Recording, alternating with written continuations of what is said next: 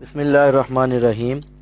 آج ہمارا تفسیر قرآن کورس کا 11واں سبق ہے اور ہم سورۃ بقرہ کی آیت نمبر 87 سے شروع کر رہے ہیں۔ وَلَقَدْ آتَيْنَا مُوسَى الْكِتَابَ وَقَفَّيْنَا مِن بَعْدِهِ بِالرُّسُلِ وَآتَيْنَا عِيسَى ابْنَ مَرْيَمَ الْبَيِّنَاتِ وَأَيَّدْنَاهُ بِرُوحِ الْقُدُسِ أَفَكُلَّمَا جَاءَكُمْ رَسُولٌ بِمَا لَا تَهْوَىٰ أَنفُسُكُمُ اسْتَكْبَرْتُمْ فَفَرِيقًا كَذَّبْتُمْ وَفَرِيقًا تَقْتُلُونَ۔ اور البتہ تحقیق کہ ہم نے موسیٰ علیہ السلام کو کتاب دی اور ہم نے ان کے پیچھے بہت سے رسول بھیجے، اور ہم نے عیسیٰ ابن مریم کو بینات دیں اور ہم نے ان کی پاک روح کے ساتھ تائید کی۔ کیا جب بھی تمہارے پاس رسول کوئی ایسی چیز لے کر آیا جسے تمہارے نفس نہیں چاہتے تھے تو تم نے تکبر کیا، پس ایک فریق کو تم نے جھٹلا دیا اور ایک کو قتل کر دیا۔ وقالوا قلوبنا غلف بل لعنهم اللہ بکفرہم فقلیلا ما یؤمنون۔ اور انہوں نے کہا کہ ہمارے دل غلافوں میں ہیں، نہیں بلکہ اللہ نے ان پر لعنت کی ہے ان کے کفر کی وجہ سے، پس بہت تھوڑے ہیں جو ایمان لاتے ہیں۔ وَلَمَّا جَاءَهُمْ كِتَابٌ مِّنْ عِندِ اللَّهِ مُصَدِّقٌ لِّمَا مَعَهُمْ وَكَانُوا مِن قَبْلُ يَسْتَفْتِحُونَ عَلَى الَّذِينَ كَفَرُوا فَلَمَّا جَاءَهُم مَّا عَرَفُوا كَفَرُوا بِهِ فَلَعْنَةُ اللَّهِ عَلَى الْكَافِرِينَ۔ اور جب ان کے پاس اللہ تعالیٰ کی کتاب آئی اس چیز کی تصدیق کرنے والی جو ان کے پاس ہے، اور اس سے پہلے وہ کافروں پر فتح مانگتے تھے، اور جب ان کے پاس وہ چیز آئی جسے انہوں نے پہچان لیا تو اس کے ساتھ کفر کیا، پس کفر کرنے والوں پر اللہ تعالیٰ کی لعنت ہے۔ بئس ما اشتروا به انفسهم ان يكفروا بما انزل الله بغيا ان ينزل الله من فضله على من يشاء من عباده فباءوا بغضب على غضب وللكافرين عذاب مهين۔ وہ بری چیز ہے جس کے بدلے انہوں نے اپنے نفسوں کو بیچا ہے کہ کفر کرتے ہیں اس چیز پر جس کو اللہ نے اتارا ہے، سرکشی کرتے ہوئے، اس واسطے کہ اللہ تعالیٰ اپنا فضل اپنے بندوں میں سے جس پر چاہے اتارتا ہے، پس یہ لوگ غضب پر غضب لے کر لوٹے اور کافروں کے لیے ذلت ناک عذاب ہے۔ اس سے پہلے والی آیات کے اندر بنی اسرائیل کے مختلف عہدوں کا ذکر ہوا ہے کہ جن کی پابندی کرنے سے یہ لوگ قاصر رہے تھے۔ اب بعض دوسرے انعامات کا ذکر ہو رہا ہے جو بنی اسرائیل پر اللہ تعالیٰ نے کیے۔ اللہ تعالیٰ ارشاد فرما رہے ہیں کہ وَلَقَدْ آتَيْنَا مُوسَى الْكِتَابَ، یعنی بے شک ہم نے موسیٰ علیہ السلام کو کتاب یعنی تورات عطا فرمائی تھی تاکہ بنی اسرائیل اس کے ذریعے ہدایت اور رہنمائی حاصل کر سکے۔ اور پھر یہ کہ صرف کتاب پر ہی اکتفا نہیں کیا بلکہ کتاب میں مذکور احکام کی یاد دہانی کے لیے وَقَفَّيْنَا مِن بَعْدِهِ بِالرُّسُلِ کہ موسیٰ علیہ السلام کے بعد پے در پے رسول بھیجے جو تورات کی تعلیم کی تبلیغ کرتے تھے۔ اللہ تعالیٰ کی طرف سے پیغمبر کا مبعوث ہونا یہ بنی نوع انسان پر اللہ تعالیٰ کی خاص مہربانی اور شفقت ہے۔ انبیاء جو ہیں لوگوں کی مشکلات کا حل پیش کرتے ہیں اور ان کی رہنمائی فرماتے ہیں۔ تو موسیٰ علیہ السلام کے بعد اللہ تعالیٰ نے جس قدر پیغمبر بھیجے ان میں سے بعض کا نام قرآن پاک میں بھی آیا ہے، جیسے داؤد علیہ السلام، سلیمان علیہ السلام، یونس علیہ السلام، زکریا علیہ السلام، یحییٰ علیہ السلام، اور پھر سلسلہ بنی اسرائیل کے آخری رسول حضرت عیسیٰ علیہ السلام۔ اسی طرح تورات اور یہودیوں کی دیگر کتابوں میں بہت سے انبیاء علیہ السلام کا ذکر ملتا ہے۔ تو مفسرین فرماتے ہیں کہ مجموعی طور پر تقریباً 4000 نبی بنی اسرائیل میں مبعوث ہوئے تھے۔ تو اللہ تعالیٰ نے بنی اسرائیل کے سلسلے کے آخر میں حضرت عیسیٰ علیہ السلام کو مبعوث فرمایا۔ آپ جو ہیں عیسیٰ علیہ السلام صاحب کتاب بھی ہیں اور اللہ کے عظیم المرتبت رسول بھی ہیں۔ تو آپ کے متعلق ارشاد ہے کہ وَآتَيْنَا عِيسَى ابْنَ مَرْيَمَ الْبَيِّنَاتِ کہ ہم نے عیسیٰ علیہ السلام کو واضح نشانیاں عطا فرمائیں۔ یہ نشانیوں سے مراد وہ معجزات ہیں جو اللہ تعالیٰ نے انہیں عطا کیے، جو قرآن پاک میں مذکور ہیں، مثلا مردوں کو زندہ کرنا، کوڑی کو تندرست کر دینا، اور مٹی کا پرندہ بنا کر اس میں پھونک مارنا، اسے ہوا میں اڑا دینا، وغیرہ وغیرہ۔ تو بینات سے احکام اور دلائل بھی مراد لیے جا سکتے ہیں، گویا اللہ تعالیٰ نے عیسیٰ علیہ السلام کو احکام بھی دیے تھے اور دلائل بھی دیے تھے۔ تو عیسیٰ جو ہے یہ عبرانی زبان کا لفظ ہے۔ عیسیٰ یسوع یا عیسو کا جو مطلب ہے یہ مبارک ہے۔ عیسیٰ علیہ السلام کی والدہ کا نام مریم رضی اللہ عنہا ہے، اور آپ کی نانی نے نظر مانی تھی کہ اگر اللہ تعالیٰ اسے بیٹا عطا کرے گا تو وہ اسے بیت المقدس کی خدمت کے لیے وقف کر دیں گی، مگر اللہ تعالیٰ کی حکمت کے اس نے بیٹے کی بجائے بیٹی عطا فرمائی تو آپ کو پریشانی لاحق ہوئی، مگر اللہ نے فرمایا کہ ہم نے تمہیں بیٹی عطا کی ہے اور ہم نے اسے بہت برگزیدہ اور پاکیزہ بنایا ہے، بیٹا اس کی برابری نہیں کر سکتا۔ تو حضرت مریم رضی اللہ عنہا کی جو فضیلت ہے اللہ تعالیٰ نے خود قرآن پاک میں بیان فرمائی ہے کہ یا مریم ان اللہ اصطفاکی وطہرکی واصطفاکی علی نساء العالمین، یعنی اے مریم اللہ نے تجھے برگزیدہ کیا ہے اور پاکیزگی عطا کی ہے اور تمام دنیا کی عورتوں پر تمہیں برتری عطا کی ہے۔ تو یہ بات قابل غور ہے کہ قرآن پاک میں جہاں بھی حضرت عیسیٰ علیہ السلام کا ذکر ہوگا تو عموماً عیسیٰ ابن مریم کا نام ہوگا۔ آگے سورۃ مائدہ میں آئے گا کہ آپ کے حواری بھی آپ کو عیسیٰ ابن مریم کے نام سے جانتے تھے اور اسی نام سے خطاب کرتے تھے، وہ ابن اللہ کے نام سے یاد نہیں کرتے تھے، نہ وہ حضرت عیسیٰ علیہ السلام کو خود خدا تصور کرتے تھے، بلکہ یہ غلط عقیدہ تو بعد میں عیسائیوں کے پادری پولوس کا پیدا کردہ ہے کہ عیسیٰ علیہ السلام خود خدا ہیں، خدا کے بیٹے ہیں یا تینوں میں سے تیسرے ہیں۔ تو یہ جو عقیدہ ہے یہ کفریہ عقیدہ ہے۔ فرمایا کہ ہم نے عیسیٰ علیہ السلام کو واضح نشانیاں عنایت کی اور اس کے ساتھ وَأَيَّدْنَاهُ بِرُوحِ الْقُدُسِ، اس کی تائید ہم نے پاک روح سے کی۔ تو مفسرین فرماتے ہیں کہ روح القدس سے مراد جبرائیل علیہ السلام ہے، یعنی اللہ تعالیٰ یہ فرما رہے ہیں کہ ہم نے جبرائیل علیہ السلام کے ذریعے عیسیٰ علیہ السلام کی مدد کی۔ تو اس بات کی تائید قرآن پاک کے دوسرے مقام پر بھی ہوتی ہے جہاں نزول قرآن کے متعلق ارشاد ہے کہ نازل بہ الروح الامین علی قلبک لتکون من المنذرین، اس قرآن پاک کو روح الامین یعنی جبرائیل علیہ السلام نے آپ صلی اللہ علیہ وآلہ وسلم کے قلب مبارک پر نازل کیا۔ بعض مفسرین فرماتے ہیں کہ روح القدس سے مراد اسم اعظم ہے، یہ اللہ تعالیٰ کے ناموں میں سے ایک نام ہے جس کے ساتھ اللہ تعالیٰ کو یاد کرنے سے انسان کی دعا قبول ہو جاتی ہے، اور اسی اسم اعظم کی برکت سے حضرت عیسیٰ علیہ السلام پر معجزے کا اظہار ہوتا تھا۔ جب آپ مردے کو زندہ کرتے تھے یا مادر زاد اندھے اور کوڑی کے مریض کو تندرست کر دیتے تھے تو یہ اسم اعظم کی برکت سے ہوتا تھا۔ تو حضرت موسیٰ علیہ السلام اور حضرت عیسیٰ علیہ السلام کے تذکرے کے بعد بنی اسرائیل کے اپنے پیغمبروں کے ساتھ اللہ نے عام طرز عمل کا ذکر کیا اور فرمایا گیا ہے بنی اسرائیل افکلما جاءکم رسول بما لا تہوی انفسکم، کہ جب بھی تمہارے پاس کوئی رسول ایسی چیز لے کر آئے جسے تمہارے نفس پسند نہیں کرتے تھے تو استکبرتم، تو تم نے تکبر کیا۔ تکبر کی بیماری جو ہے یہ بنی اسرائیلیوں میں ہمیشہ موجود رہی ہے، احکام کی نافرمانی تکبر اور سرکشی کی وجہ سے ہی ہوتی ہے۔ تو فرمایا گیا ہے بنی اسرائیل تم نے اسی تکبر کی وجہ سے ففریقاً کذبتم، کہ انبیاء علیہ السلام کے ایک گروہ کو تم نے جھٹلایا، وفریقاً تقتلون، اور ایک گروہ کو قتل کیا۔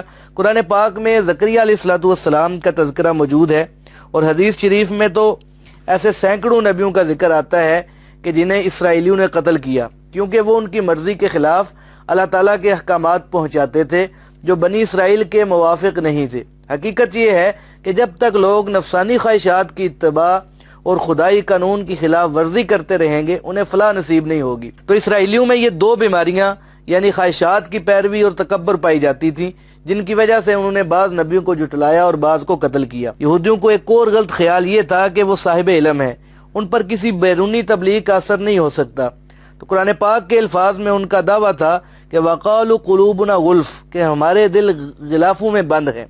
یہ ان کی خود ستائشی تھی کہ صاحب کتاب ہونے کی وجہ سے وہ ہر قسم کے اثرات سے محفوظ ہیں، لہذا وہ اپنے دین پر پختہ ہیں، اس میں کوئی بگاڑ پیدا نہیں کر سکتا۔ مقصد یہ ہے کہ جس طرح غلاف میں بند کوئی چیز بیرونی اثرات اور تغیر و تبدل سے محفوظ ہوتی ہے، اسی طرح ان کے دل بھی غلاف میں بند ہیں اور ان کے اختیار کردہ دین میں کسی قسم کا بگاڑ پیدا نہیں کیا جا سکتا۔ ان کا یہ نظریہ بلند پایا تھا بشرطے کہ ان کے پاس صحیح علم ہوتا، ان کے عقائد درست ہوتے اور وہ اپنے صحیح دین کو محفوظ کر سکتے، مگر حقیقت اس کے برخلاف تھی۔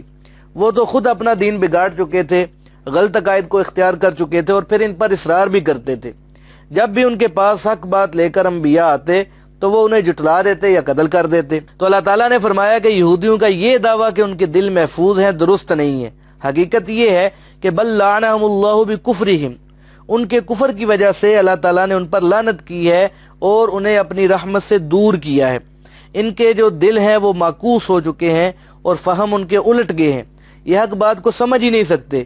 یہی وجہ ہے کہ فَقَلِيلًا مَا يُؤْمِنُونَ، کہ ان کی بہت قلیل تعداد ایمان لاتی ہے۔ سورہ مائدہ کے اندر اسی چیز کو فرمایا کہ وَأَنَّ أَكْثَرَكُمْ فَاسِقُونَ، یعنی تم میں سے اکثر فاسق ہیں۔ اگرچہ سارے کے سارے نافرمان نہیں تھے، کیونکہ پانچوں انگلیاں جو ہیں یہ برابر نہیں ہوتی، مگر اکثریت جو ہے یہ مالون ہی تھی، تو ایمان کی دولت چند لوگوں کے پاس ہی رہ گئی تھی۔ تو یہ تذکرہ تو یہودیوں کی اپنی کتاب تورات کا تھا کہ انہوں نے اس کے احکامات کی کس حد تک پابندی کی۔ تو اب اس بات کا بیان ہے کہ جب قرآن پاک کا نزول ہوا تو اس کے ساتھ ان لوگوں نے کیا رویہ اختیار کیا۔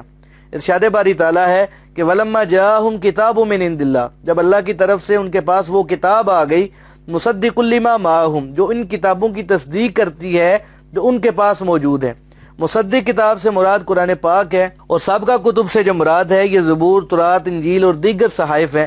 یعنی جب قرآن پاک نازل ہوا تو کفروا بھی، تو بنی اسرائیل نے اس کا بھی انکار کر دیا، حالانکہ قرآن پاک ان کے پاس موجود سابقہ کتابوں کی تصدیق کر رہا تھا۔ تو لفظ جو کفروا بھی ہے یہ بعد میں آتا ہے۔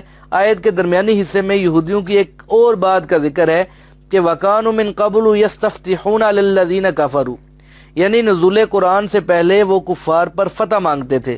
تو مفسرین نے یستفتحون کے دو معنی کیے ہیں۔ فتح کے معنی کھولنے کے ہوتے ہیں، تو اس لحاظ سے معنی یہ ہے کہ بنی اسرائیل کفار پر اس بات کو کھولتے تھے، یعنی بیان کرتے تھے کہ آخری نبی اور اللہ کی کتاب آنے والی ہے، اس پر ایمان لانا۔ سورۃ اعراف کے اندر موجود ہے کہ الذی یجدونہ مکتوبا عندہم فی التوراۃ والانجیل، یعنی وہ اپنی کتابوں تورات اور انجیل میں لکھا ہوا پاتے تھے کہ آخری نبی آنے والا ہے۔ حضرت شعیب علیہ السلام کے صحیفے میں بھی یہ بشارت موجود ہے کہ میں امیوں میں امی نبی بھیجوں گا۔ تو یستفتحون کا دوسرا مطلب فتح یا کامیابی ہے۔ مفسرین فرماتے ہیں کہ یہ لوگ اللہ تعالیٰ سے کافروں کے مقابلے میں فتح طلب کیا کرتے تھے اور کہتے تھے کہ یا اللہ ہمیں اس آنے والے نبی کی برکت سے کافروں کے مقابلے میں فتح نصیب فرما، تاکہ جب وہ نبی آئے تو ہم اس کی اتباع کر سکیں۔ گویا وہ حضور صلی اللہ علیہ وسلم کے وسیلے سے مانگتے تھے۔ تو وسیلے کا جو نظریہ ہے یہ ہمارے مذہب میں بھی ہے۔ اس کا مطلب یہ ہے کہ اللہ کے کسی مقرب بندے کی برکت سے یا اس کے طفیل سے کوئی دعا مانگی جائے، اس میں کوئی حرج نہیں ہے، کیونکہ مانگنا تو اللہ سے ہی ہوتا ہے۔ صاحب وسیلہ اللہ کا نیک بندہ ہے، اس نے ہمیں راہ راست کی تعلیم دی ہوتی ہے، ہمیں اس سے محبت ہوتی ہے، لہذا اس کے طفیل یا اس کی برکت سے خدا تعالی ہماری دعا قبول کرے۔ یہ وسیلے سے دعا کرنا شرک اس وقت بنتا ہے جب اس کے توسل کی بجائے خود اسی سے مانگنے شروع کر دے، یا اس کو مشرکوں کی طرح شفیع سمجھے یا مختار مطلق سمجھے کہ اسے دعا کے قبول کرنے یا کروانے کا اختیار ہے۔ بہرحال پہلے تو یہ لوگ اس قسم کی دعائیں مانگتے تھے اور وعدہ کرتے تھے کہ آنے والے نبی پر ایمان لائیں گے۔ فلما جاءہم، پس جب وہ چیز آ گئی جس کے وہ منتظر تھے، تو ما عرفو، اسے انہوں نے پہچان بھی لیا، کفروا بھی، اس کے باوجود اس کا انکار کر دیا۔ تو ان کی اس ہٹ درمی اور کفر کی وجہ سے اللہ تعالیٰ نے فرمایا کہ فلعنۃ اللہ علی الکافرین، ایسے منکرین پر اللہ تعالیٰ کی لعنت ہے۔ تو اللہ نے فرمایا کہ ان ظالموں نے ایسی بری حرکات کر کے کیا کمایا، بئس ما اشتروا بہ انفسہم، انہوں نے نہایت ہی بری چیز کے بدلے اپنی جانوں کو بیچا۔ وہ کون سی چیز ہے جو انہوں نے جان کے بدلے خریدی؟ ان یکفروا بما انزل اللہ، وہ یہ ہے کہ اللہ کی نازل کردہ کتاب، شریعت اور وحی کا انکار کیا، اور یہ محض اس لیے کہ باغیاً، شرارت کرتے ہوئے کہ نبی آخر الزمان دوسری قوم میں کیوں آگے، وہ تو ہماری قوم بنی اسرائیل میں آنے چاہیے تھے، وہ بنو اسماعیل میں کیسے آگے؟ تو قرآن پاک نے جگہ جگہ بیان کیا ہے کہ اللہ نے کہاں کہا ہے کہ آخری نبی ضرور بنی اسرائیل کے اندر آئے گا۔ فرمایا کہ حقیقت یہ ہے کہ ان ینزل اللہ من فضلہ علی من یشاء من عبادہ، اللہ تعالیٰ اپنا فضل اپنے بندوں میں سے جس پر چاہتا ہے اتار دیتا ہے۔ تو بنی اسرائیل میں اللہ تعالیٰ نے ہزاروں نبی بھیجے، مگر آخری نبی کی جو بعثت ہے یہ بنی اسماعیل میں مقدر ہو چکی تھی، اس لیے وہ وہی تشریف لائے۔ اللہ تعالیٰ نے بنی اسرائیل سے آخری نبی کا کوئی وعدہ نہیں کیا ہوا تھا۔ اب جب کہ آخری نبی آ گئے تو بنی اسرائیل کا فرض تھا کہ وہ اسے اپنے لیے باعث فخر سمجھتے ہوئے ان پر ایمان لے آتے اور ان کا اتباع کرتے، لیکن انہوں نے سرکشی کا راستہ اختیار کیا اور اپنے خاندانی فخر ہے اس کا دم بھرنے لگے جو ان کے لیے مناسب نہیں تھا۔ تو بنی اسرائیل کی سرکشی کا نتیجہ یہ ہوا کہ فباؤ بغضب علی غضب، وہ غضب پر غضب لے کر لوٹے۔ ان کا پہلا غضب تو یہ تھا کہ انہوں نے حضرت عیسیٰ علیہ السلام کا انکار کیا۔ بادشاہ نے انہیں سولی پر لٹکانے کا حکم دیا، انہیں ایذا پہنچائی، تو آسمانی کتابوں میں تحریف کا ارتکاب کیا اور ہیلے بہانوں سے خدائی احکامات کو ٹالا۔ اور پھر اس غضب پر دوسرا غضب یہ ہوا کہ جب نبی آخر الزمان صلی اللہ علیہ وسلم تشریف لائے اور آخری کتاب نازل ہوئی تو اس کا انکار کر دیا۔ تو یہ گویا کہ غضب پر غضب ہو گیا۔ اس لیے حضور صلی اللہ علیہ وسلم نے ارشاد فرمایا کہ الیہود مغضوب والنصارى ضلال، یعنی یہودی مغضوب علیہ ہیں اور نصارہ جو ہے یہ گمراہ ہیں۔ مغضوب اسے کہتے ہیں جو جان بوجھ کر احکامات کی خلاف ورزی کرتا ہے۔ تو آج کا مسلمان بھی جانتا ہے کہ شریعت برحق ہے مگر اس پر عمل نہیں کرتا۔ یہی خرابی جو ہے یہ بنی اسرائیل میں بھی پائی جاتی تھی۔ وہ پہچانتے تھے کہ یہ اللہ کا حکم ہے اور یہ آخری نبی اور آخری کتاب ہے، مگر ایمان نہیں لائے۔ اور ضلال وہ ہے جس کے فہم میں خرابی آ جائے اور وہ بھٹک جائے۔ عیسائی جو ہیں یہ ضلال ہیں، یہ غلطی کرنے والے ہیں۔ فرمایا کہ وَلِلْكَافِرِينَ عَذَابٌ مُّهِينٌ، یاد رکھو کہ انکار کرنے والوں کے لیے اللہ کے ہاں دردناک عذاب تیار ہے۔ اگر اس عذاب سے بچنا ہے تو آج بھی راہ راست پر آ جاؤ، ورنہ وہ تو تمہارے مقدر میں ہو چکا ہے۔ اللہ تعالیٰ نے یہودیوں کے حالات بیان کر کے مسلمانوں کو بھی تنبیہ کی ہے کہ تم بھی یہودیوں کی روش اختیار نہ کر لینا، بلکہ ان کی خرابیوں کا ذکر سن کر اپنی اصلاح کر لینا۔ آگے اللہ فرماتے ہیں وَإِذَا قِيلَ لَهُمْ آمِنُوا بِمَا أَنزَلَ اللَّهُ قَالُوا نُؤْمِنُ بِمَا أُنزِلَ عَلَيْنَا وَيَكْفُرُونَ بِمَا وَرَاءَهُ وَهُوَ الْحَقُّ مُصَدِّقًا لِمَا مَعَهُمْ قُلْ فَلِمَ تَقْتُلُونَ أَنبِيَاءَ اللَّهِ مِن قَبْلُ إِن كُنتُم مُؤْمِنِينَ۔ اور جب ان سے یعنی اہل کتاب سے کہا جاتا ہے کہ ایمان لاؤ اس چیز پر جس کو اللہ نے اتارا ہے یعنی قرآن پر، تو وہ کہتے ہیں کہ ہم اس چیز پر ایمان رکھتے ہیں جو ہماری طرف نازل کی گئی ہے، یعنی تورات پر ایمان رکھتے ہیں اور اس کے سوا کا انکار کرتے ہیں، حالانکہ یہ برحق ہے اور تصدیق کرنے والی ہے اس کی جو ان کے پاس ہے۔ تو آپ صلی اللہ علیہ وآلہ وسلم فرما دیجئے کہ پس تم کیوں قتل کرتے تھے اللہ کے انبیاء کو اس سے پہلے اگر تم ایمان والے ہو؟ تو وَلَقَدْ جَاءَكُم مُوسَىٰ بِالْبَيِّنَاتِ ثُمَّ اتَّخَذْتُمُ الْعِجْلَ مِن بَعْدِهِ وَأَنْتُمْ ظَالِمُونَ۔ البتہ تحقیق کہ تمہارے پاس موسیٰ علیہ السلام کھلی نشانیاں لے کر آئے، پھر اس کے بعد تم نے بچھڑے کو معبود بنا لیا اور تم ظلم کرنے والے تھے۔ وَإِذْ أَخَذْنَا مِيثَاقَكُمْ وَرَفَعْنَا فَوْقَكُمُ الطُّورَ خُذُوا مَا آتَيْنَاكُمْ بِقُوَّةٍ وَاسْمَعُوا قَالُوا سَمِعْنَا وَعَصَيْنَا وَأُشْرِبُوا فِي قُلُوبِهِمُ الْعِجْلَ بِكُفْرِهِمْ قُلْ بِئْسَ مَا يَأْمُرُكُمْ بِهِ إِيمَانُكُمْ إِن كُنتُم مُؤْمِنِينَ۔ اور جب ہم نے تم سے پختہ عہد لیا اور ہم نے تمہارے اوپر کوہ طور کو اٹھایا، پکڑو جو ہم نے دیا ہے تم کو مضبوطی کے ساتھ اور سنو، تو انہوں نے کہا کہ ہم نے سنا اور نہ مانا، اور ان کے دلوں میں بچھڑے کی محبت ڈال دی گئی ان کے کفر کی وجہ سے۔ تو آپ فرما دیجئے کہ وہ بری بات ہے جس کے لیے تمہارا ایمان تمہیں حکم دیتا ہے اگر تم ایمان والے ہو۔ قُلْ إِن كَانَتْ لَكُمُ الدَّارُ الْآخِرَةُ عِندَ اللَّهِ خَالِصَةً مِّن دُونِ النَّاسِ فَتَمَنَّوُا الْمَوْتَ إِن كُنتُمْ صَادِقِينَ۔ تو آپ فرما دیجئے کہ اگر اللہ کے نزدیک آخرت کا گھر دوسرے لوگوں کے سوا صرف تمہارے لیے خالص ہے، پس تم موت کی تمنا کرو اگر سچے ہو تو۔ وَلَن يَتَمَنَّوْهُ أَبَدًا بِمَا قَدَّمَتْ أَيْدِيهِمْ وَاللَّهُ عَلِيمٌ بِالظَّالِمِينَ۔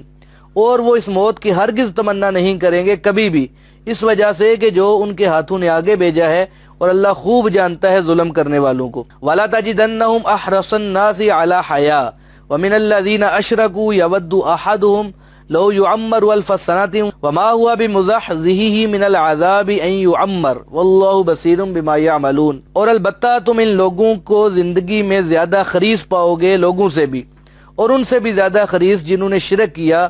ان میں سے ہر کوئی پسند کرتا ہے کہ اسے 1000 سال عمر دے دی جائے، حالانکہ عمر اسے خدا کے عذاب سے دور کرنے والی نہیں ہے اگر اس کو اتنی عمر دے دی جائے، اور اللہ تعالیٰ دیکھتا ہے جو کچھ یہ کام کرتے ہیں۔ تو یہودیوں کی قباحتیں اور ان کی سزائیں اللہ تعالیٰ پیچھے بیان کر رہے ہیں۔ اس سے پچھلی آیت کے اندر یہودیوں کی برائیوں اور ان کے کفر پر اصرار کا ذکر تھا۔ یہ بھی بیان ہو چکا ہے کہ آخری نبی صلی اللہ علیہ وآلہ وسلم کی آمد سے پہلے یہودی ان کے منتظر تھے کہ جب وہ نبی آخر الزمان آئیں گے تو ان کا ساتھ دیں گے۔ تو یہودی لوگ آپ کی برکت سے مشرکین پر غلبہ حاصل کرنے کی تمنا بھی کرتے تھے اور اس کے لیے دعائیں بھی کرتے تھے، مگر جب وہ رسول آ گیا جس کا انتظار تھا اور اللہ کی آخری کتاب بھی آ گئی اور ان لوگوں نے پہچان بھی لیا تو پھر بھی انکار کر دیا، اللہ تعالیٰ کے دوہرے غضب میں مبتلا ہوئے۔ تو ان آیات کے اندر بھی یہودیوں کی ہٹ درمی کا ذکر ہے، البتہ یہاں ان کو قرآن پاک اور ایمان کی دعوت دی گئی ہے۔ اللہ تعالیٰ فرماتے ہیں کہ وَإِذَا قِيلَ لَهُمْ آمِنُوا بِمَا أَنزَلَ اللَّهُ، جب انہیں کہا جاتا ہے کہ اس چیز پر ایمان لاؤ جو اللہ نے نازل کی ہے، یعنی قرآن پاک کو اللہ تعالیٰ کی کتاب تسلیم کر لو، تو کہتے ہیں قَالُوا نُؤْمِنُ بِمَا أُنزِلَ عَلَيْنَا، کہ ہم تو اس چیز پر ایمان رکھتے ہیں جو ہماری طرف نازل کی گئی ہے، یعنی تورات پر ایمان رکھتے ہیں۔ وَيَكْفُرُونَ بِمَا وَرَاءَ، اور اس کے علاوہ ہر چیز کا انکار کرتے ہیں، حالانکہ وَهُوَ الْحَقُّ، قرآن پاک برحق ہے، اللہ کا نازل کردہ ہے، اور مُصَدِّقًا لِمَا مَعَهُمْ، جو کچھ ان کے پاس ہے یعنی تورات، وہ اس کی تصدیق کرتا ہے۔ حقیقت یہ ہے کہ ان کا تورات پر ایمان لانے کا دعویٰ بھی جھوٹا ہے۔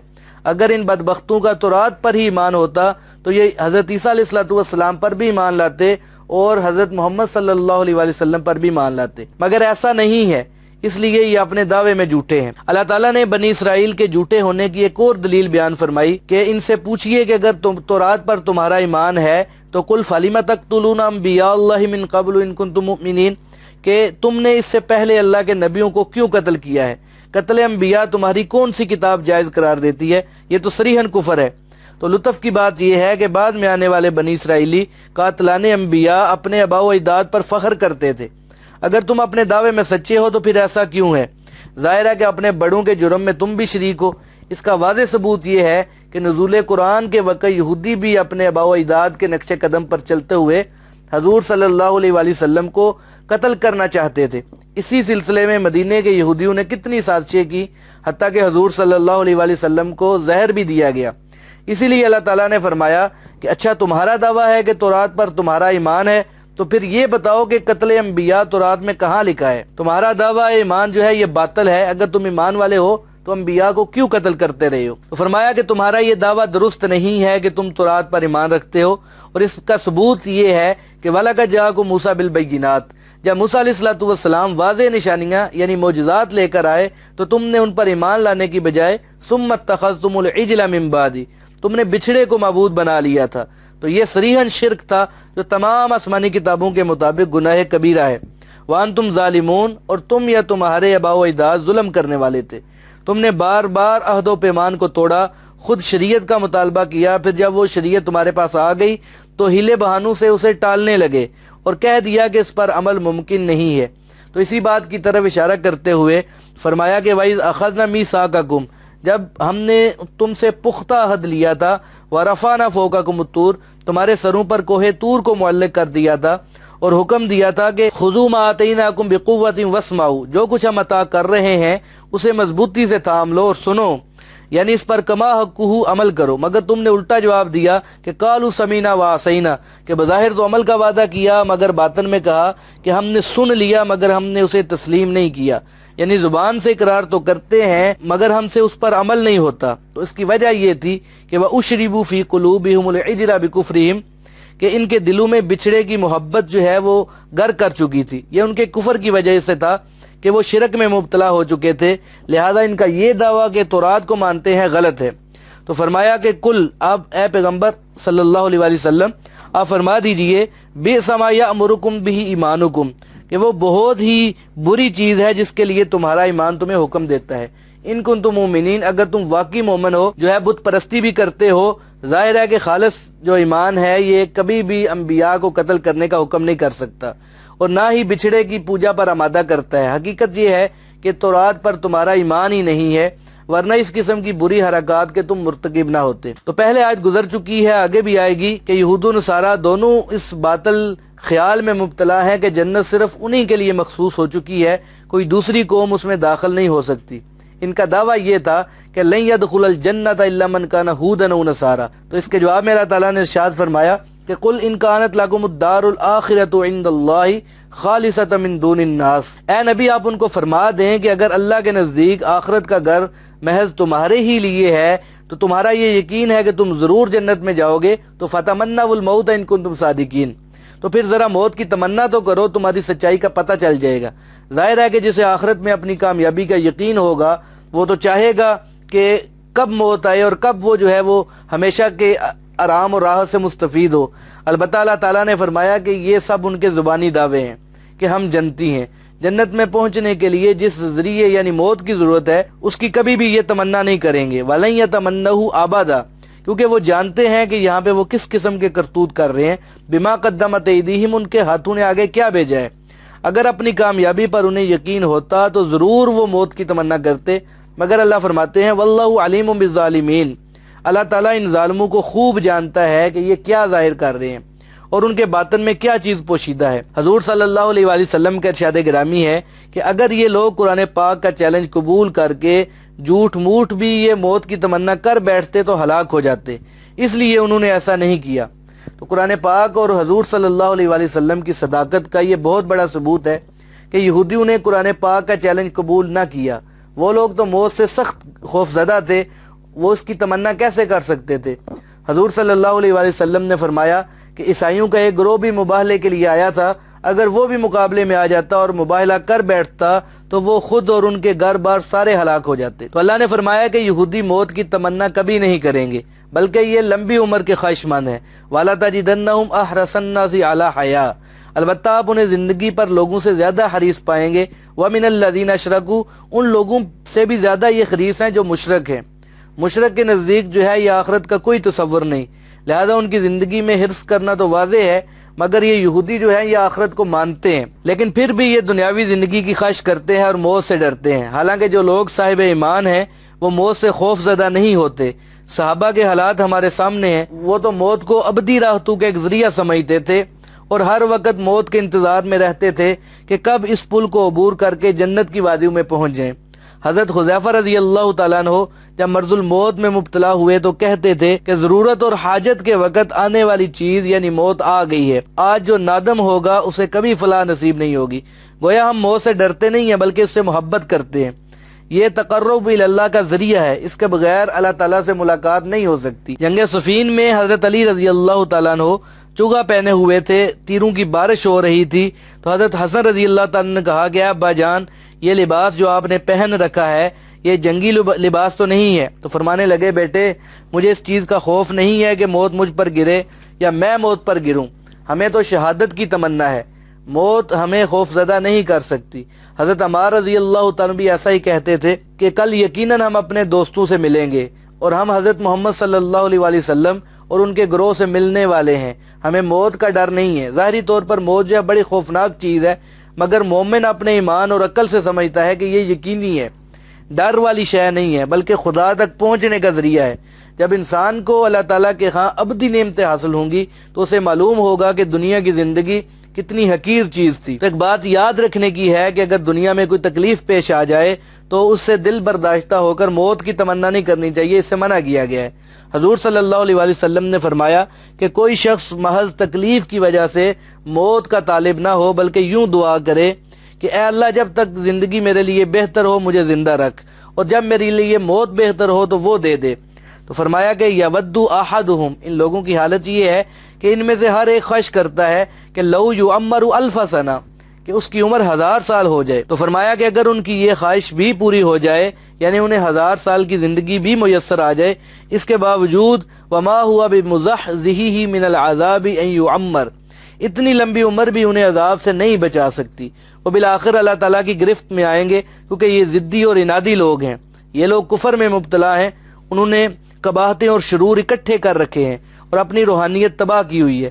واللہ بصیر بما یعملون، جو کچھ یہ لوگ کر رہے ہیں سب کچھ اللہ کی نگاہ میں ہے، وہ ان کے عقائد اور اعمال کو اچھی طرح جانتا ہے اور یہ لوگ کسی طرح بھی اس کی گرفت سے نہیں بچ سکیں گے۔ آگے اللہ تعالیٰ فرماتے ہیں قل من کان عدوا لجبریل فإنه نزله على قلبك بإذن الله مصدقا لما بين يديه وهدى وبشرى للمؤمنین، آپ فرما دیجئے کہ جو شخص جبرائیل علیہ السلام کا دشمن ہے پس بے شک یہ قرآن اسی نے آپ کے دل پر نازل کیا ہے اللہ کے حکم سے، تو یہ تصدیق کرنے والا ہے ان کتابوں کی جو اس سے پہلے ہیں، اور یہ اہل ایمان کے لیے ہدایت اور خوشخبری ہے۔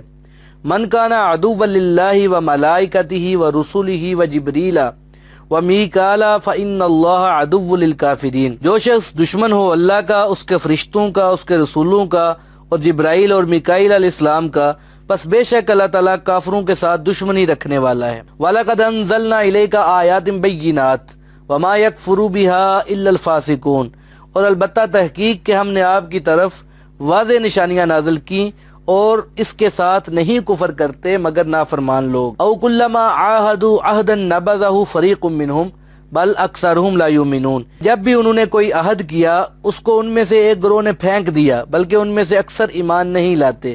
ولما جاءہم رسول من عند اللہ مصدق لما معہم نبذ فریق من الذین اوتوا الکتاب کتاب اللہ وراء ظہورہم کانہم لا یعلمون، اور جب ان کی طرف اللہ کی طرف سے رسول آیا جو تصدیق کرتا ہے اس چیز کی جو ان کے پاس ہے، تو لوگوں میں سے ایک گروہ نے اللہ کی کتاب کو اپنی پشتوں کے پیچھے ڈال دیا گویا کہ وہ جانتے ہی نہیں۔ تو یہودیوں کی خرابیوں کا ذکر تسلسل کے ساتھ چل رہا ہے۔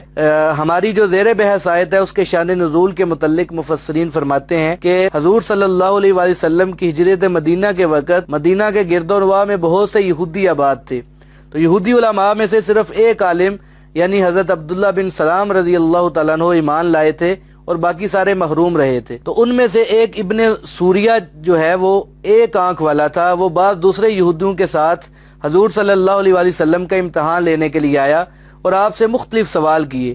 تو اس نے کہا کہ آخری نبی کے خواب سے متعلق ہماری کتابوں میں بعض نشانیاں موجود ہیں، آپ اپنے خواب کی کیفیت بیان فرمائیں۔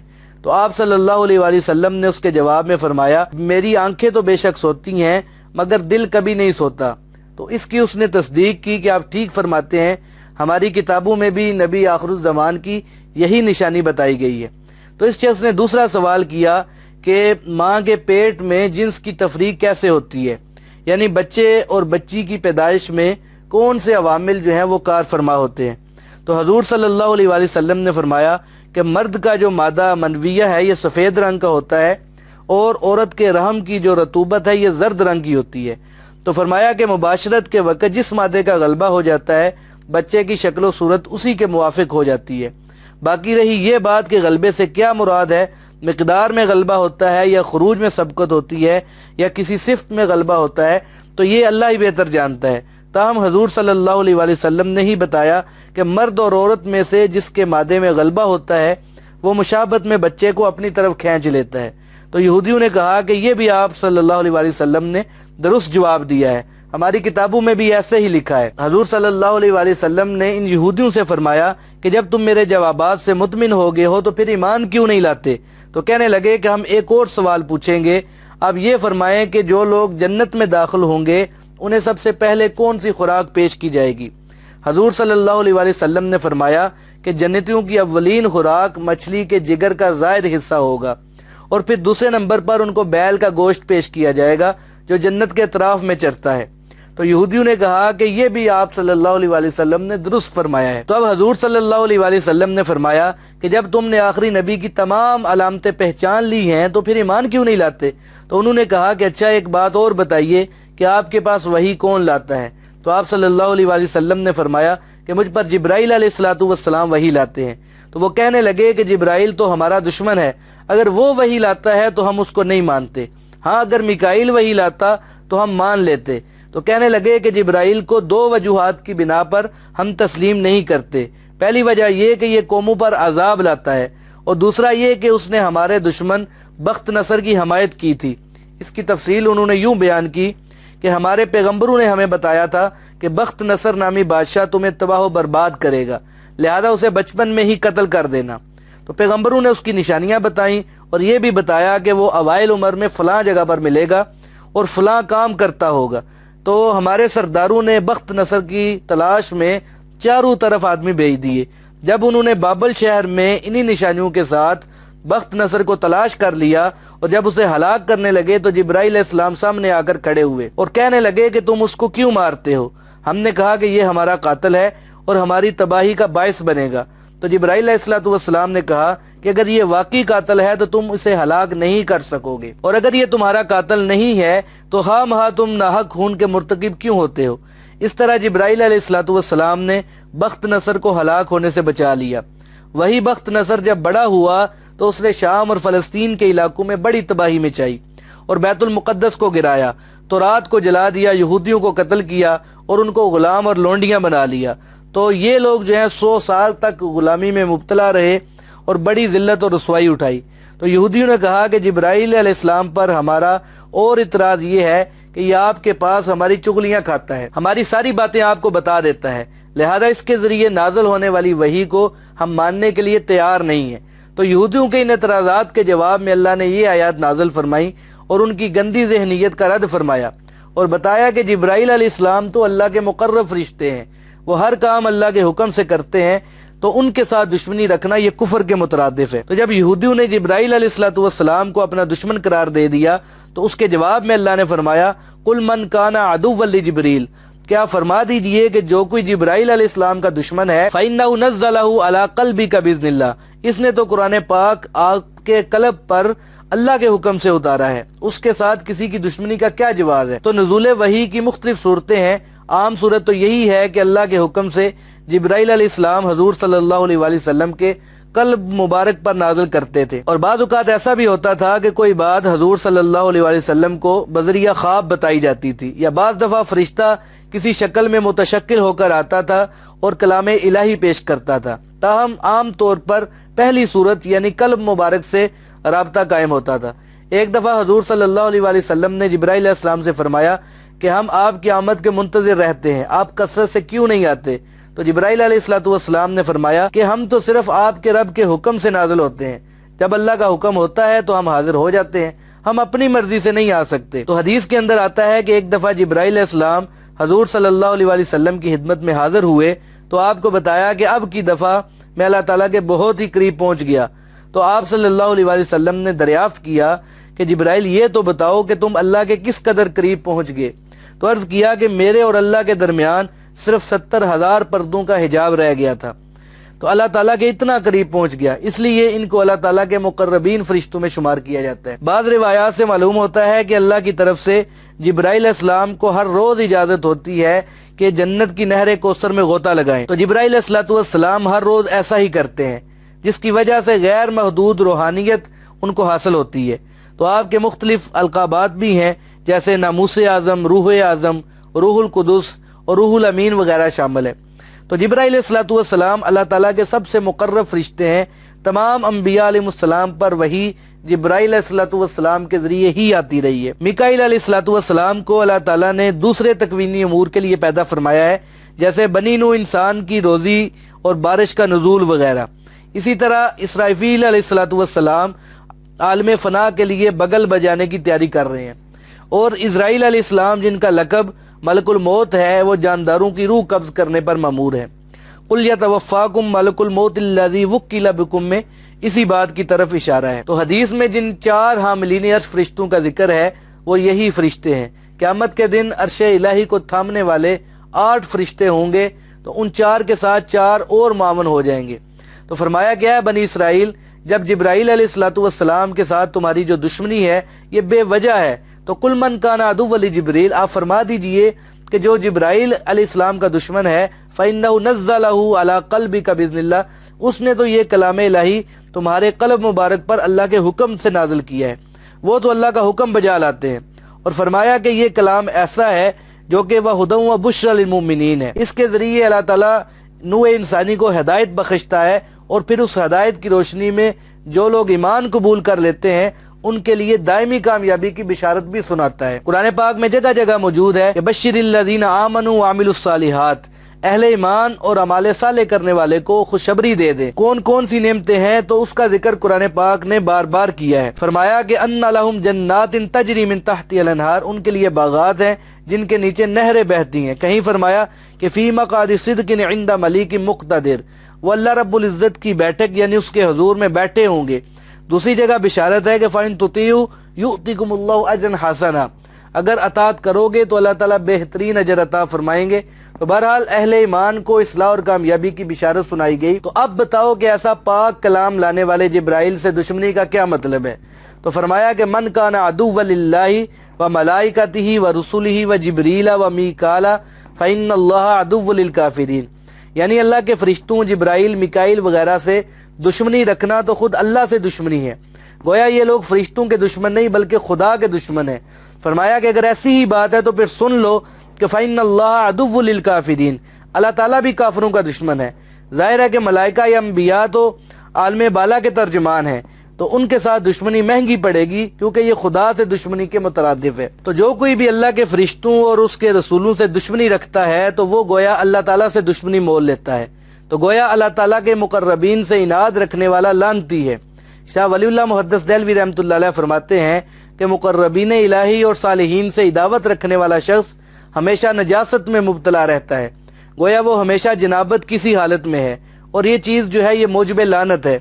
اسی لیے اللہ تعالیٰ نے حضور صلی اللہ علیہ وآلہ وسلم کی زبان مبارک سے کہلوایا کہ اللہ کا فرمان ہے من عاد لی ولیا، جو میرے کسی ولی یا دوست سے دشمنی رکھتا ہے تو اسے میرا چیلنج ہے کہ وہ میرے ساتھ جنگ کے لیے تیار ہو جائے۔ ظاہر ہے کہ اللہ تعالیٰ کے ساتھ کون جنگ کر سکتا ہے، اسی لیے فرمایا کہ ایسا شخص جو ہے یہ ملعون ہے۔ تو جس وقت حضور صلی اللہ علیہ وآلہ وسلم مدینہ منورہ میں تشریف لائے تو اس زمانے میں مدینے کے قرب و جوار میں یہودیوں کے 10 بڑے عالم تھے۔ حضور صلی اللہ علیہ وآلہ وسلم نے فرمایا کہ اگر یہ عالم ایمان لے آئیں تو کوئی یہودی دنیا باقی نہ رہے، سب ایمان لے آئیں گے۔ تو ان میں صرف عبداللہ بن سلام رضی اللہ تعالیٰ عنہ ایمان کی دولت سے مشرف ہوئے تھے، باقی سارے بے ایمان ہی رہے۔ تو انہی میں جو ہے ایک ابن سوریہ بھی تھا، اس نے حضور صلی اللہ علیہ وآلہ وسلم سے کہا کہ آپ نبی آخر الزمان ہیں تو ہمیں کوئی واضح نشانی بتائیں جسے ہم پہچانتے ہوں۔ تو اس کے جواب میں اللہ تعالیٰ نے فرمایا کہ وَلَقَدْ أَنزَلْنَا إِلَيْكَ آيَاتٍ بَيِّنَاتٍ، یعنی ہم نے آپ کی طرف واضح نشانیاں نازل کی ہیں، جس شخص میں ذرہ برابر بھی انصاف ہوگا وہ ان نشانیوں کا انکار نہیں کر سکے گا۔ فرمایا کہ وَمَا يَكْفُرُ بِهَا إِلَّا الْفَاسِقُونَ، ان کھلی نشانیوں کا انکار صرف نافرمان لوگ ہی کریں گے۔ تو فرمایا کہ ان کم بختوں کی فطرت بن چکی ہے کہ أَوَكُلَّمَا عَاهَدُوا عَهْدًا، ان میں سے جب بھی کسی نے کوئی عہد کیا تو نَبَذَهُ فَرِيقٌ مِّنْهُمْ، ان میں سے ایک فریق نے اس عہد کو توڑ دیا۔ وجہ کیا ہے کہ بل اکثرهم لا یؤمنون، ان کی اکثریت ایمان لانے سے قاصر رہی ہے۔ حتیٰ کہ ولما جاءہم رسول من عند اللہ، جب ان کے پاس حضور صلی اللہ علیہ وآلہ وسلم تشریف لائے تو مصدق لما معہم، جو اس چیز کی تصدیق کرنے والے ہیں جو ان کے پاس ہے، یعنی زبور، تورات، انجیل وغیرہ اور دیگر آسمانی کتب کی تصدیق کرتے ہیں، تو پھر یہ ہوا کہ نبذ فریق من الذین اوتوا الکتاب، اہل کتاب میں سے ایک گروہ نے پھینک دیا کتاب اللہ کی کتاب کو، وراء ظہورہم، پس پشت، یعنی انہوں نے اللہ تعالیٰ کی کتاب تورات سے روگردانی اختیار کر لی۔ اگر یہ لوگ اللہ کی کتاب کو کسی درجے میں تسلیم بھی کر لیتے تو حضور صلی اللہ علیہ وآلہ وسلم کی تصدیق کرتے اور قرآن پاک کو بھی مان لیتے، مگر انہوں نے کتاب اللہ کو پس پشت ڈال دیا، یعنی اس میں تحریف کے مرتکب ہوئے، اس کے الفاظ تک کو تبدیل کر دیا، اس کے معنی کو بدل دیا، اور یہ سب کچھ انہوں نے اس طرح کیا کہ کأنہم لا یعلمون، گویا کہ وہ جانتے ہی نہیں کہ کتاب اللہ میں کیا پیش گوئیاں ہیں اور کون کون سی علامتیں بتائی گئی ہیں جس کی روشنی میں اللہ کی آخری کتاب اور آخری رسول صلی اللہ علیہ وآلہ وسلم کی پہچان ہو سکتی ہے۔ اگر ان میں کوئی بھی منصف مزاج آدمی ہوتا تو وہ دونوں چیزوں کو بلا شک و شبہ پہچان لیتا۔ اس کے بعد اب یہودیوں کے جادو وغیرہ کا ذکر آئے گا آگے آنے والی آیات میں۔ اللہ فرماتے ہیں کہ وَاتَّبَعُوا مَا تَتْلُو الشَّيَاطِينُ عَلَىٰ مُلْكِ سُلَيْمَانَ وَمَا كَفَرَ سُلَيْمَانُ وَلَٰكِنَّ الشَّيَاطِينَ كَفَرُوا يُعَلِّمُونَ النَّاسَ السِّحْرَ وَمَا أُنزِلَ عَلَى الْمَلَكَيْنِ بِبَابِلَ هَارُوتَ وَمَارُوتَ وَمَا يُعَلِّمَانِ مِنْ أَحَدٍ حَتَّى يَقُولَا إِنَّمَا نَحْنُ فِتْنَةٌ فَلَا تَكْفُرْ فَيَتَعَلَّمُونَ مِنْهُمَا مَا يُفَرِّقُونَ بِهِ بَيْنَ الْمَرْءِ وَالزَّوْجِ وَمَا هُمْ بِضَارِّينَ بِهِ مِنْ أَحَدٍ إِلَّا بِإِذْنِ اللَّهِ وَيَتَعَلَّمُونَ مَا يَضُرُّهُمْ وَلَا يَنفَعُهُمْ وَلَقَدْ عَلِمُوا لَمَنِ اشْتَرَاهُ مَا لَهُ فِي الْآخِرَةِ مِنْ خَلَاقٍ وَلَبِئْسَ مَا شَرَوْا بِهِ أَنفُسَهُمْ لَوْ كَانُوا يَعْلَمُونَ، اور انہوں نے اس چیز کا اتباع کیا جو شیاطین سلمان علیہ السلام کی بادشاہی میں پڑھتے تھے، اور سلمان علیہ السلام نے کفر نہیں کیا بلکہ شیاطین کفر کرتے تھے اور لوگوں کو جادو سکھاتے تھے۔ اور وہ چیز جو اتاری گئی تھی بابل کے مقام پر 2 فرشتوں ہاروت اور ماروت پر، اور وہ کسی کو نہیں سکھاتے تھے، یہاں تک کہ دونوں کہتے تھے کہ بے شک ہم تو آزمائش میں ہیں، پس تم کفر نہ کرنا۔ پس لوگ ان دونوں سے ایسی چیزیں سیکھتے تھے جس کے ذریعے مرد اور عورت کے درمیان جدائی ڈالتے تھے، اور وہ اس سے کسی کو نقصان نہیں پہنچا سکتے تھے مگر اللہ کے حکم سے، اور وہ ان سے ایسی چیزیں سیکھتے ہیں جو ان کو نقصان پہنچاتی ہیں اور فائدہ نہیں پہنچاتی۔ البتہ تحقیق انہوں نے جان لیا اس شخص کو جس نے اس سحر کو خریدا ہے، اس کے لیے آخرت میں کچھ حصہ نہیں ہے، اور وہ بری چیز ہے جس کے بدلے میں انہوں نے اپنی جانوں کو بیچا ہے۔ اگر ان کو سمجھ ہوتی وَلَوْ أَنَّهُمْ آمَنُوا وَاتَّقَوْا لَمَثُوبَةٌ مِّنْ عِندِ اللَّهِ خَيْرٌ لَوْ كَانُوا يَعْلَمُونَ، اگر یہ لوگ ایمان لاتے اور تقوی اختیار کرتے تو اللہ تعالیٰ کے نزدیک ثواب اور بہتر اجر تھا اگر یہ سمجھتے۔ تو ان آیات کے اندر بنی اسرائیل کی انتہائی پستی کا ذکر ہے۔ پیچھے والی آیات میں یہ بات بیان کی گئی تھی کہ بنی اسرائیل نے اللہ تعالیٰ کی کتاب کو پس پش ڈال دیا، اس طرح کہ اس سے بالکل لا تعلق ہو گئے، گویا کہ وہ جانتے ہی نہیں کہ کتاب اللہ کی تلاوت اور اس پر عمل درآمد کی بجائے وَاتَّبَعُوا مَا تَتْلُو الشَّيَاطِينُ عَلَىٰ مُلْكِ سُلَيْمَانَ، انہوں نے اس چیز کی پیروی کی جو حضرت سلیمان علیہ السلام کی سلطنت میں شیاطین پڑھتے تھے۔ تو سلیمان علیہ السلام کے زمانے میں جنوں اور انسانوں کا اختلاط ہوتا تھا، کیونکہ جن بھی آپ کے ماتحت تھے، لہذا اس دور میں جو کلام یا دیگر چیزیں جن پڑھتے تھے بنی اسرائیل نے ان کی پیروی کی۔ اس طرح جادو جو ہے وہ انسانوں تک پہنچ گیا۔ اسی بات کو اس آیت میں یوں بیان فرمایا کہ بنی اسرائیل شیاطین یا جنوں کی تلاوت کردہ چیزوں کی پیروی کرنے لگے، گویا جادو میں ملوث ہو گئے تھے اور اللہ کی کتاب کو انہوں نے پس پش ڈال دیا تھا۔ جادو کو شیطانی کھیل جان کر کھیلتے رہتے تو اور بات تھی، مگر بنی اسرائیل نے یہ ظلم کیا کہ اس جادو کو سلیمان علیہ السلام کی طرح منسوب کر دیا، حالانکہ جادو پر اعتقاد رکھنا اور اس پر عمل کرنا یہ صریحاً کفر ہے۔ اللہ تعالیٰ نے سلیمان علیہ السلام کی برات کا اظہار کرتے ہوئے فرمایا کہ وما کفر سلیمان، سلیمان علیہ السلام نے کفر نہیں کیا، یعنی انہوں نے یہ جادو وغیرہ تمہیں نہیں سکھایا، ولیکن الشیاطین کفروا، بلکہ یہ تو شیطانوں نے کفر کا ارتکاب کیا جنہوں نے لوگوں کو جادو سکھایا۔ تو جادو کو سلیمان علیہ السلام کی طرح منسوب کرنا یہ بنی اسرائیل کا ایک اور کبھی فعل تھا، کہ کیونکہ سلیمان علیہ السلام تو اللہ کے نبی اور صاحب شریعت رسول تھے، اللہ تعالیٰ نے جنوں اور شیطانوں کو آپ کے مطیع کر دیا تھا اور ہوا کو بھی آپ کے لیے مسخر کیا تھا۔ اللہ نے فرمایا کہ فسخرنا لہ الریح، آپ ان چیزوں سے حسب منشا کام لیتے تھے تو وہ کیسے جادو سکھا سکتے تھے؟ امام ابن جریر رحمۃ اللہ علیہ نے ایک روایت بیان کی ہے کہ یہودیوں کے بعض علماء نے کہا کہ اے لوگو، تم محمد صلی اللہ علیہ وسلم پر تعجب نہیں کرتے جو یہ کہتے ہیں کہ ابن داؤد یعنی سلیمان علیہ السلام اللہ کے نبی تھے، حالانکہ ما کانا الا ساحرا، وہ تو جادوگر تھے۔ گویا کہ یہودیوں کا سلیمان علیہ السلام کے متعلق یہ عقیدہ تھا کہ وہ جادوگر تھے، تو اس لیے اللہ نے فرمایا کہ سلیمان علیہ السلام نے کفر نہیں کیا بلکہ شیطانوں نے کفر کیا، جو کہ یعلمون الناس السحر، جو لوگوں کو جادو کا علم سکھاتے تھے۔ تو اس بات کو سلیمان علیہ السلام کی طرح منسوب کرنا یہ صریح کفر ہے۔ تو مفسرین فرماتے ہیں کہ جادو دو ذریعوں سے دنیا میں آیا ہے۔ اس کا پہلا ذریعہ تو جنات ہے، یعنی سلیمان علیہ السلام کے زمانے میں جادو شیطانوں سے نکل کر انسانوں میں رائج ہوا، اور جادو کا دوسرا ذریعہ ہاروت اور ماروت دو فرشتے ہیں جنہیں اللہ تعالیٰ نے آزمائش کے لیے دنیا میں بھیجا۔ تو اسی کے متعلق فرمایا کہ وما انزل علی الملکین ببابل ہاروت و ماروت۔ تو عام مفسرین نے یہی لکھا ہے کہ ہاروت اور ماروت دو فرشتے تھے جنہیں اللہ تعالیٰ نے آزمائش کے لیے بابل کے مقام پر اتارا۔ یہ بابل شہر وہی ہے جو کلدانیوں کا دارالسلطنت تھا اور ابراہیم علیہ السلام کی جائے پیدائش تھی۔ وہاں سے ہجرت کر کے آپ شام اور فلسطین پہنچے اور پھر حجاز میں خانہ کعبہ کی تعمیر کی۔ تو بہرحال لفظ جو ملکین ہے اس سے مراد دو فرشتے ہیں، کیونکہ ملک جو ہے یہ فرشتے کو کہتے ہیں۔ تفسیری روایات میں آتا ہے کہ ادریس علیہ السلام یا کسی اور نبی کے زمانے میں دنیا میں معصیت عام تھی، لوگ فسق و فجور میں مبتلا تھے، تو آسمان پر فرشتوں نے اللہ کے حضور شکایت کی کہ مولا، تو نے یہ کیسی مخلوق پیدا کی ہے جو اس قدر گناہ میں ملوث ہو چکی ہے؟ تو اللہ نے فرمایا کہ میں نے انسانوں میں مختلف قوتیں پیدا کی ہیں، جیسے قوت شہوانیہ ہے، اور اس کے ساتھ ساتھ نیکی کرنے کی طاقت بھی عطا کی ہے۔ اس لیے تم دیکھتے ہو کہ کچھ لوگ اگر گناہ کی زندگی بسر کرتے ہیں تو کچھ نیک لوگ بھی ہوتے ہیں، کیونکہ ان کے اندر ساری قوتیں موجود ہیں۔ تو برخلاف اس کے فرشتوں کو میں نے قوت ملکوتی سے نوازا ہے۔ اگر تم تجربہ کرنا چاہتے ہو تو میں تم کو زمین پر بھیج دیتا ہوں، تم اپنے میں سے دو فرشتے منتخب کر لو، پھر دیکھیں گے کہ وہ کس طرح گناہ سے بچتے ہیں۔ تو فرشتوں نے اس آزمائش کے لیے ہاروت اور ماروت کو منتخب کیا، تو اللہ تعالیٰ نے ان میں قوت شہوانیہ بھی رکھ دی اور پھر انہیں بابل کے مقام پر اتار دیا۔ انہیں خاص طور پر نصیحت کی گئی تھی کہ برائی سے باز رہنا، زنا اور دیگر معصیت سے اجتناب کرنا اور عدل و انصاف سے وقت گزارنا۔ ایک دفعہ ایسا واقعہ پیش آ گیا کہ ایک خوبصورت عورت ایک چھکڑے پر سوار جا رہی تھی، اس نے کسی ضرورت کے تحت منہ سے کپڑا ہٹایا تو اسے دیکھ کر فرشتے بے قابو ہو گئے۔ یہ ان کی آزمائش کا مرحلہ تھا۔ انہوں نے اس عورت سے فرصت میں ملاقات کی خواہش کی جسے اس نے منظور کر لیا، تو ملاقات کے وقت فرشتوں نے اس سے نفسانی خواہش کی تکمیل کی درخواست کی۔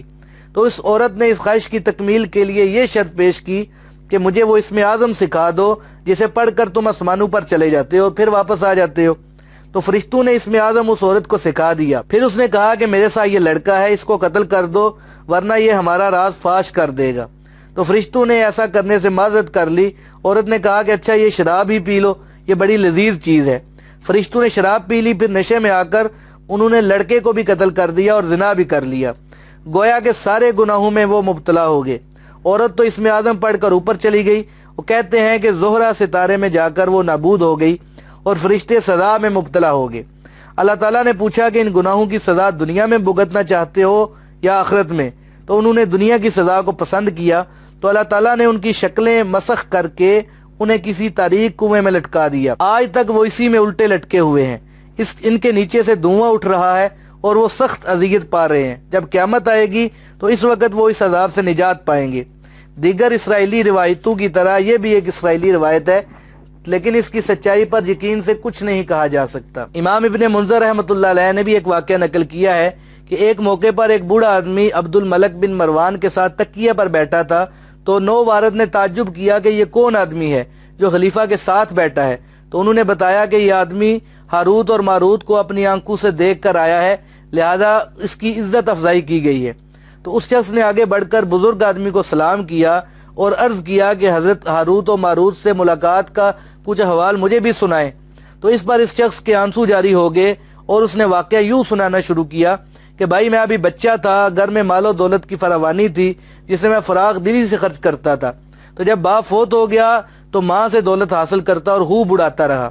ایک دن میں نے ماں سے دریافت کیا کہ ماں یہ تو بتائیں کہ ہمارے پاس یہ مال و دولت کہاں سے آیا تھا جو اتنا خرچ کرنے سے بھی کم نہیں ہوتا؟ تو ماں نے کہا کہ بیٹا تم جتنی چاہو دولت لٹاؤ، یہ ختم ہونے والی نہیں ہے۔ پھر اس نے مجھے دولت سے بھرے ہوئے کمرے دکھائے۔ تو لڑکے میں شعور پیدا ہو چکا تھا، تو اس نے دوسرا سوال کیا کہ میرے باپ نے یہ مال کس طریقے سے کمایا تھا؟ تو ماں نے بتایا کہ تیرا باپ جو ہے جادوگر تھا، اس نے یہ ساری دولت جادو کی وجہ سے کمائی تھی۔ تو لڑکے کو خیال آیا کہ کیوں نہ میں بھی وہی چیز سیکھ لوں جس کی وجہ سے میرے باپ نے اتنا مال پیدا کیا۔ تو اس نے سوچا کہ جادو کا علم اس کے باپ نے اپنے کسی شاگرد کو بھی سکھایا تھا، اس کا پتہ کر کے اس سے بھی یہ علم سیکھنا چاہیے۔ چنانچہ تلاش کرنے پر وہ شخص بھی اسے مل گیا جو اس کے باپ کا شاگرد تھا۔ تو لڑکے نے اپنی خواہش کو ظاہر کیا تو وہ کہنے لگا کہ یہ بڑا خطرناک علم ہے، اسے نہ ہی سیکھو تو بہتر ہے۔ تو لڑکے نے اصرار کیا تو اس نے کہا کہ اچھا اگر تم ضرور ہی یہ علم سیکھنا چاہتے ہو تو میرے پیچھے پیچھے آ جاؤ، مگر یاد رکھو جہاں ہم جا رہے ہیں وہاں جا کر خدا کا نام نہ لینا۔ تو لڑکا بیان کرتا ہے کہ میں اپنے باپ کے شاگرد کے پیچھے چلا گیا، حتیٰ کہ ہم ایک غار میں پہنچے اور اس میں اتر گئے۔ ہم 300 سیڑھیاں نیچے اترے تو وہاں ایک کنواں نظر آیا۔ کنویں کے اندر 2 شخص نظر آئے جو زنجیروں میں جکڑے ہوئے الٹے لٹک رہے تھے۔